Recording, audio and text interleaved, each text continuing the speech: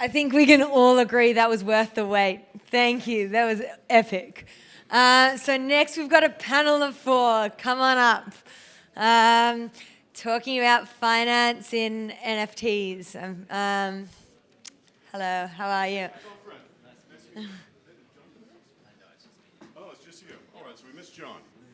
All right. No, John's here. John's here. Yeah. John, I didn't see you there. Hi, Tom. Yeah. Pleasure. Here, guys. Oh, okay. Does everyone have mics? But you're keeping going. No. All right, I'll give you a mic. Yeah. I think you just turn it on. Here, like this. You want to take middle, John? Excuse me? You want to take middle? You can take middle. Oh, okay, great. I'll take middle. Sure. Okay, yours is on. How's everyone doing? You doing okay? All right. Did everyone see the yoga instructors out front? All right. In their honor, can everyone please, if you're able, please stand up? All right. Please stand up. Arms up. Oh, yes. Oh, to the right. And to the left. Okay. There we go. Shake it out. And please sit down. Thank you for indulging me. I was sitting in back and falling asleep, so I figured I might not be the only one. So, this is our panel, the Advent of NFT Finance. Hi, I'm Tom Friend. I come from a traditional finance background working in mainstream banks. If we could go down the row. Hello. John? Hi, I'm John Black. I started my life as an artist and a sculptor and painter, and then I discovered computers and went all out in computers. I got into crypto 5 or 6, 7 years ago and worked actually for DARPA doing blockchain development for the U.S. federal government, which was an odd thing to be doing. And then discovered NFTs and started studying them. Thank you. Stephen. And I'm Stephen Young. I'm the co-founder of NFT. So we're an NFT collateralized loan platform. So we've been active since June 2020. I've done about 12,000 loans, totaling about $210 million using NFTs as collateral. And your podcast on that, that I listened to a couple of days ago, was fantastic, by the way. Jacky? Hello everyone, my name is Jacky Wang, and I have been a blockchain engineer for 4 years, and recently I have been really enthusiastic into the NFTs and have been looking into the IP side of NFTs. And Mel, last but not least. Hey everyone, Mel.eth on all the socials. I come from a background of financial risk. I'm an engineer and an architect. And about 1.5 years ago, I started at the Index Cooperative, which is a DAO that builds and launches financial products, mainly indexes of sectoral themes and access to leverage. Thank you. Well, welcome, and I'm honored to be here with you. So what I would like to propose is that throw out a couple of questions, and we'll just bat it around. The first one, and I looked to Stephen for this, is how would you differentiate between NFT finance and NFT financialization? Yeah, so for me, NFT financialization is like building the infrastructure that brings financial tools that you would see in the traditional financial ecosystem and makes them NFT native. So I would say there's a difference between kind of plugging in DeFi into NFTs versus building an NFT native financialization ecosystem. And so, yeah, so for me it's that. It's building the rails under which you can leverage, lend, hedge, all of the financial tools you have in the traditional system, but using NFTs as the base collateral. Is there a specific size, a critical mass, to be able to whet the appetite of institutional investors to bring this mainstream? Yeah, I think, there's a couple of sides to that. So it's also the yields that you can get, right? So, seeing APRs of 40 to 60%, and there's nothing in the traditional financial world where you can see that. So you can kind of make quite a lot of money with a much smaller volume, but it's really, really small for them. and is high risk. And typically, actually, what we're seeing is it's not really traditional financial services that are entering the space yet, but what you're seeing is a bunch of ex-Goldman people, hedge fund guys, who are seeing the opportunity, who understand NFTs, who are now starting to form funds. And DAOs also starting to act as financial institutions. So like Index Corp or somebody like Flamingo and Neptune DAO, they've got a huge amount of liquidity and deep expertise in the space. So they start essentially acting like those institutions act in the traditional world. But smaller communities. Yeah, smaller communities, a little bit, Flamingo is very expensive to get into, so it is a little bit more exclusive. I would look over to Mel, who has expertise in audit, governance. How do you ensure that those communities have a degree of rigor and people investing in them, high buy-in rates, are assured? It's an interesting question, right? So I'd say the assurance of I'd say performance, I guess, in a sense, I think really comes from, I know I can speak to this somewhat personally. I think most DAOs use initiative as a gating mechanism, right? If you're excelling within a DAO is, I'd say, sort of expert or as really mature as Index Co-op. We're quite differentiated. We have a 27-person core team. I would say everyone in the position that they're in is a functional expert at that thing that they do, because how do I put this? It's a bit more survival of the fittest than a traditional company. Meaning, literally anyone can come in and say, "I think I can do governance better than Mel.eth," and I have to be in somewhat of a defensible position, right? To say, So I think it creates this robust network of people that are organically aligned towards the goals. Yeah. Do you see that traditional audit firms would shy away from that just because of perceived risk? They don't want to put their name on it. Perhaps, right? I try and think of it almost like I guess the traditional space corollary, right? Of I guess the trust that goes into a company that a company will perform, right? Yeah. So it requires a degree of trust that the employees are going to execute on a mandate. So you look at that company, you assess the health, and you say, are they going to do the thing? Do they have the expertise? Does the regulatory environment allow for it? X, Y, Z. I think it's very similar. I think it's just incredibly nascent right now with DAOs. I would also, just to add on to that, I think one of the things that a traditional audit firm does is they kind of lift up into the dark corners and shine a light on what's going on. But in a DAO, the votes are public, the transactions are public, everybody knows what everybody did. So I think there's just a certain class of things that traditional audit firms do that are unnecessary. And I think the onus moves more onto mechanism design and technical mechanism design in these things, and then an open and transparent governance process. Yeah, transparency is very beneficial in this. So, John, question for you. In your intro, how important is convertibility to cash in the growth of NFT finance to ensure you have wider adoption, so people can exit when they want and jump back in?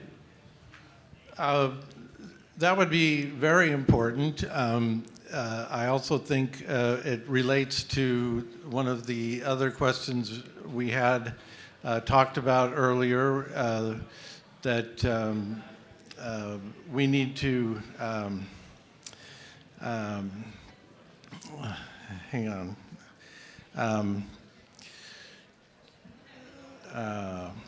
Yeah, I lost the train of my thought. I apologize.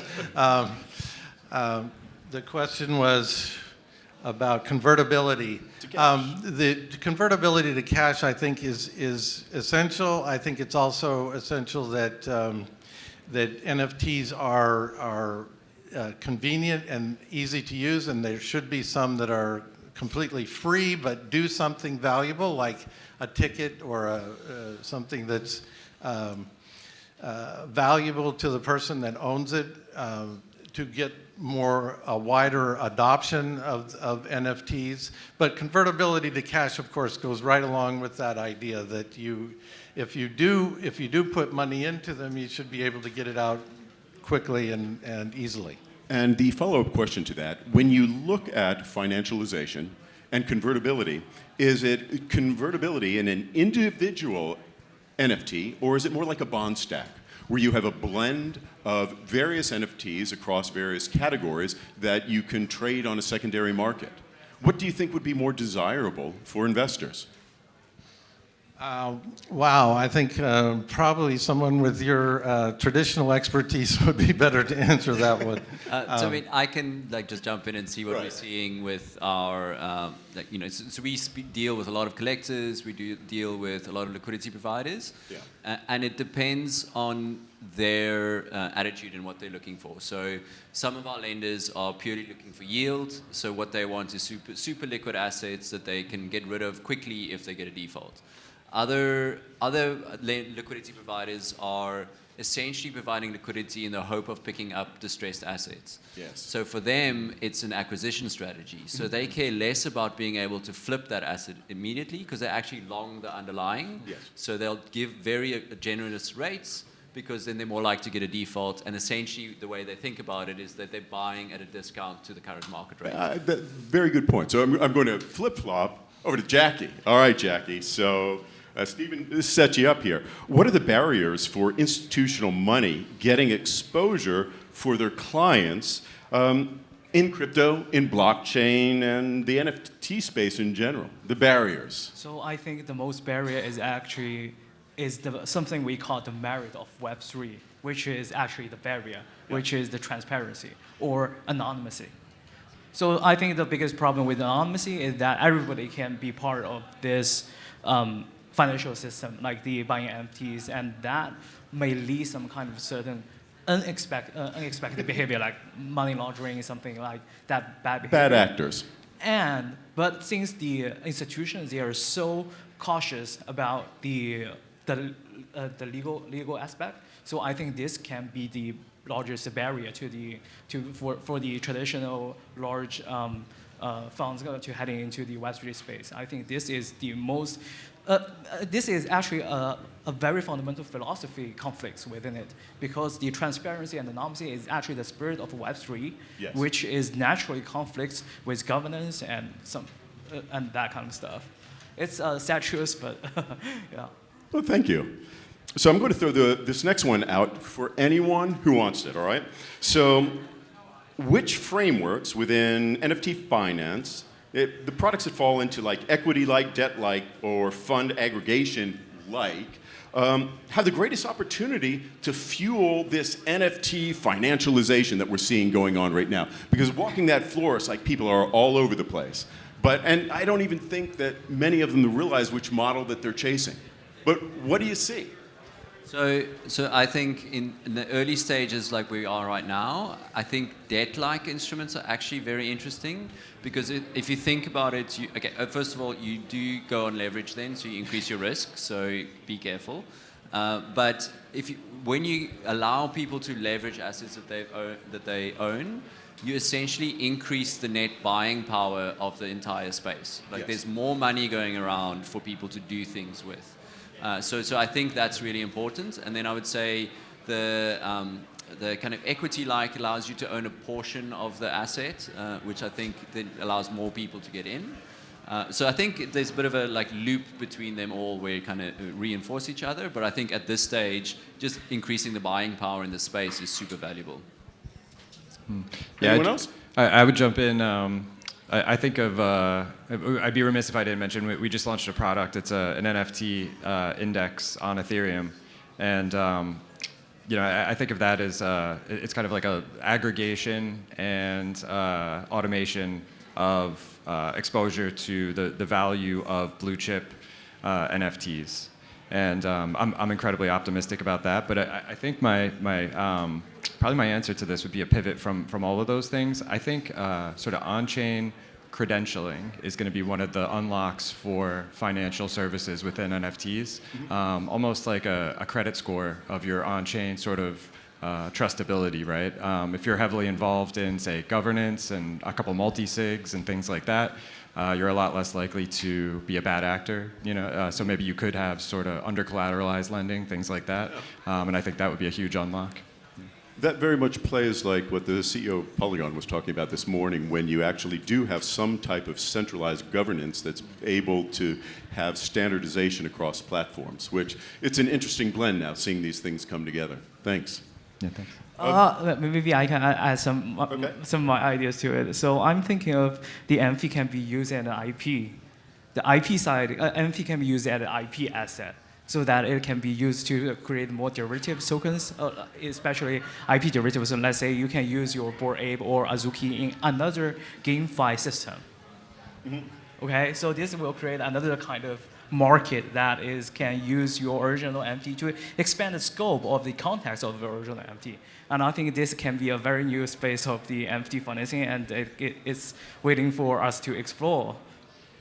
Yeah, you know, along those lines, to everyone, when you consider traditional finance for things like apes and collectibles and various IP, do you see that the best way forward is with NFT finance to mirror the traditional IP precedential law that's already out there, or are there better ways to move forward? And the reason I bring this up when we talk about IP, there are 7 different categories of main IP, and when you extrapolate that over copyright law and who you have to pay royalties for and whatever, there's 26 different permutations to that. And what happens when you're not following case law within either the US, Canada, or in the EU? And so I think it's a tricky question, because I think in the same way that we're talking about certain things that audit firms do in the traditional world are not necessary anymore, I do think a lot of the laws that have been written are kind of to enforce people to do things that you can't make happen automatically. Yeah. So I think one of the things that's different about smart contracts is you know for sure what deal you're signing up for, and you know that at the time of signing up for that. So I think maybe it's better to be more permissive about those kinds of things, because you can't really kind of get caught out as easily. But you know, I don't know enough about IP law to have a really informed decision there. But I just, in general, what I see happening in the space often is we try to apply some of the ideas from the traditional world. They work a little bit, and then we're like, hey, actually, we don't have to do this bit, we don't have to do that bit, and like, you know, there's this whole other new thing we can do. And then now there's going to be 29 different permutations instead of 27. Yeah.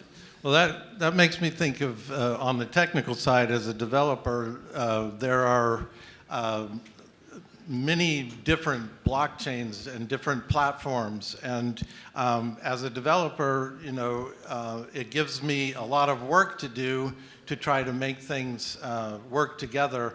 But you know, I think that similar to the IP laws in every single country, the more blockchain, the more NFTs can travel from one blockchain to another, from one country to another, from different platforms, the better, the more valuable they will be, and the more easy it will be to get into them and out of them. And you just took my next question, which was, in what way do you see blockchain technology can increase an economic vertical's efficiency? And that would be the cross-chain. So if anyone else wants to keep going on that, but from a development perspective, what are your thoughts on that?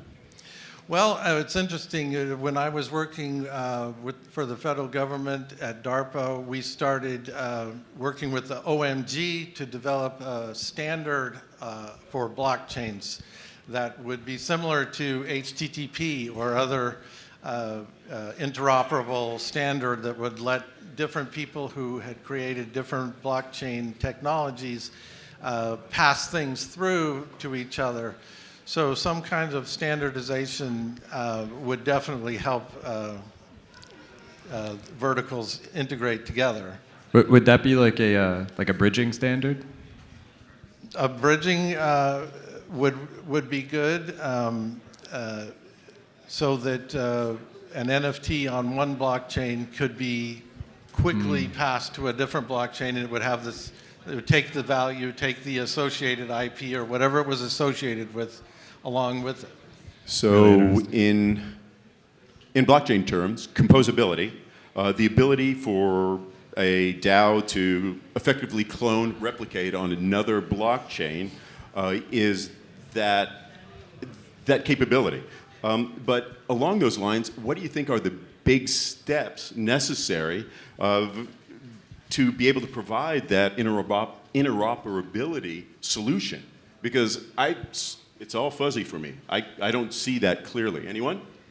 So I would say that the composability is actually the biggest merit of the Web3 assets, which means everybody can use it, right. Everybody can access it, and it's all public. GitHub is marvelous. Yeah, definitely. But but GitHub is less an asset than the Web3 asset, than an NFT. Yeah. So that there can be many things to do. Just like so, the composability is why the DeFi summer comes into place in the first place. Mm-hmm. It's because of the composability that every protocol is able to use one single token and make them into combine them in their system. And I think that it will also work for the NFTs, which is giving the birth of the more lending, borrowing, fractionalized protocols. And also, I think another aspect that hasn't fully exposed is the IP side, which I always very enthusiastic about, which means everybody.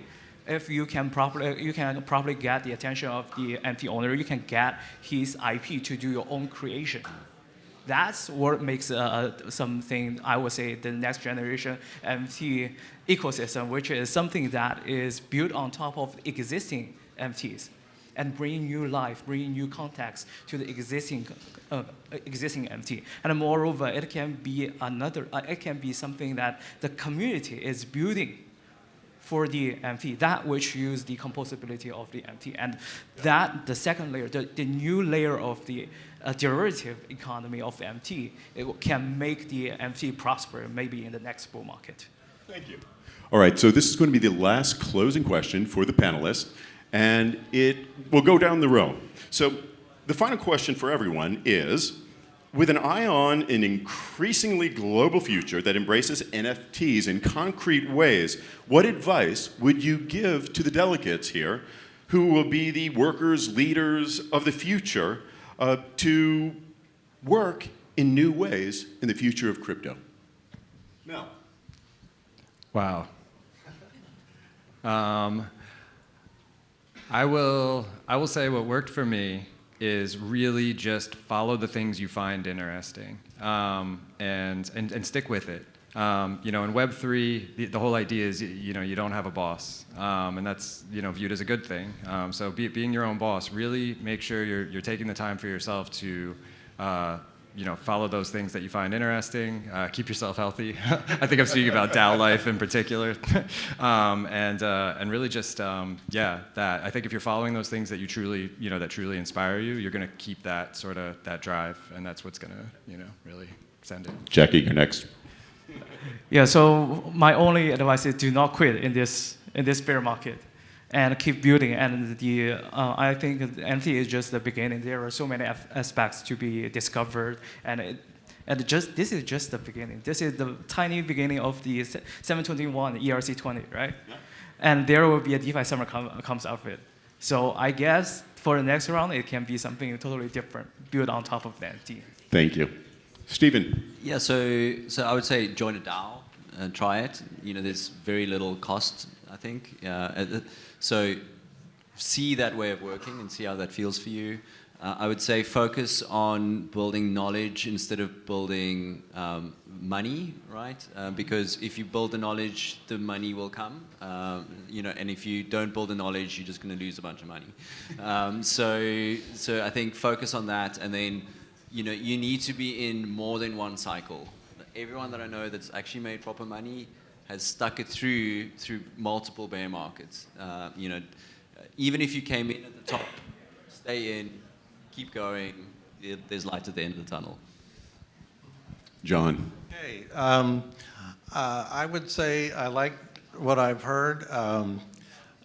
Do try things. Do get into things. I like to start very small if I don't know what it's about yet.